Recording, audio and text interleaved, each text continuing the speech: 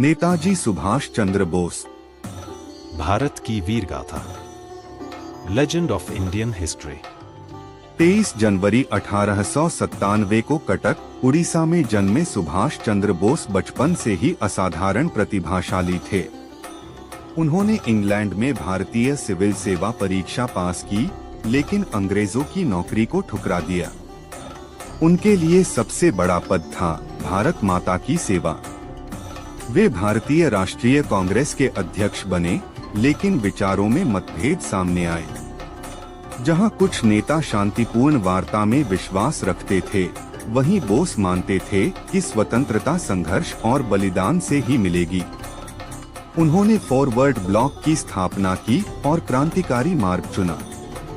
1941 में कड़ी निगरानी के बीच नेताजी ने साहसिक पलायन किया। भेष बदलकर वे जर्मनी पहुंचे और फिर जापान। वहां उन्होंने आजाद हिंद फौज का पुनर्गठन किया।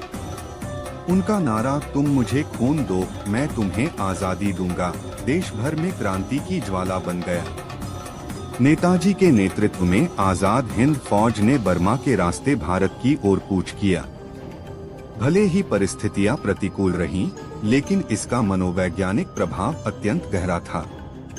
1945 के आईएनए ट्रायल्स ने पूरे देश में विद्रोह की भावना जगा दी और अंग्रेजी हुकूमत की नींद हिला दी।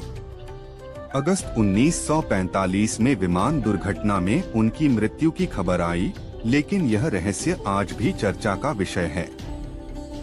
जो निर्विवाद है वह उनका प्रभाव। उन्होंने स्वतंत्रता आंदोलन को नई दिशा दी और अंग्रेजों को यह एहसास कराया कि भारत अब झुकेगा नहीं। उन्होंने आजादी की भीख नहीं मांगी, उसे छीनने का संकल्प लिया। जब कुछ लोग समझौते की राह पर थे, तब उन्होंने युद्ध का बिगुल बजाया। यह कहानी है नेताजी सुभाष चंद्र बोस की। नेताजी सुभाष चंद्र बोस, जिन्होंने सिखाया कि आजादी मांगने से नहीं, संघर्ष से मिलती है। जय Hind. Please like, comment and subscribe.